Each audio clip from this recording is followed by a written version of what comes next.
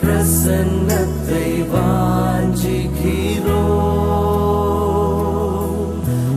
வல்லமையால் எம்மை நீரைத்து நீராளுகை செய்யும். ஆண்டவரும் உலக ரட்சகர் மீட்பெருமா இருக்கிற இயேசு கிறிஸ்துவின் அற்புத நாமத்தினால் யாவருக்கும் காலை வாழ்த்துக்களை தெரிவித்துக் கொள்கிறோம். இன்றைக்கும் வாழ்வுதரும் உணவின் வழியாக உங்களை சந்திப்பதில் மிக்க மகிழ்ச்சி அடைகிறோம்.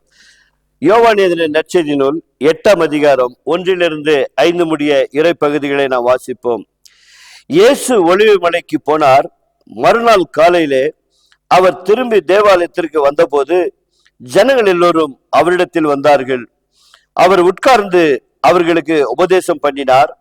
அப்போது விபச்சாரத்திலே கண்டுபிடிக்கப்பட்ட ஒரு ஸ்திரீயை வேத பரகரும் பரிசேயரும் அவரிடத்தில் கொண்டு வந்து அவளை நடுவே நிறுத்தி, போதகரே, இந்த ஸ்திரீ உபச்சாரத்தில் கையும் மெய்யுமாக பிடிக்கப்பட்டால் இப்படிப்பட்டவளை கல்லெறிந்து கொள்ள வேண்டும் என்று மோசே நியாயப்பிரமாணத்தில் நமக்கு கட்டளையிட்டு இருக்கிறாரே, நீர் என்ன சொல்லுகிறீர் என்றார்கள். என் அன்பார்ந்தவர்களே, இந்த கால வேளையில் இந்த வேத வசனத்தை வாசிக்கும் பொழுது ஒருவேளை நமக்கு துயரமாய் இருக்கலாம்.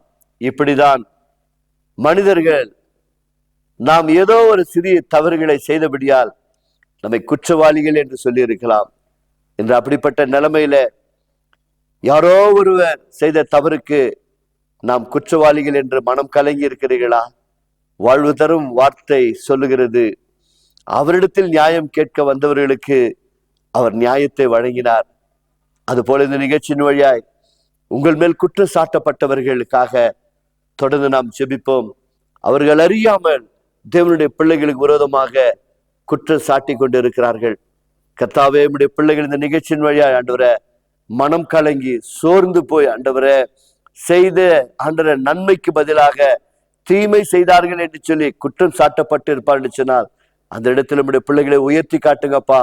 மனம் கலங்கி போய் மனம் ஆண்டவரை உடைந்து போய், ஐயோ, நான் இத்தனை உண்மையா இருந்து கூட என் கணவன் என்ன நம்பவில்லையே, என் மனைவி என்ன நம்பவில்லையே, என் சொந்த பந்துக்கள் என்ன நம்பவில்லையே, என் நண்பர்கள் என்ன நம்பவில்லையே, நான் வேலை செய்கிற இடத்துல என்ன நம்பவில்லையே, நான் எவ்வளவு நன்மை செய்திருக்கிறேன், தவறு செய்யாமலே என் தவறு செய்தேன் என்று சொல்லி என் மேல் குற்றம் சாட்டினார்களே.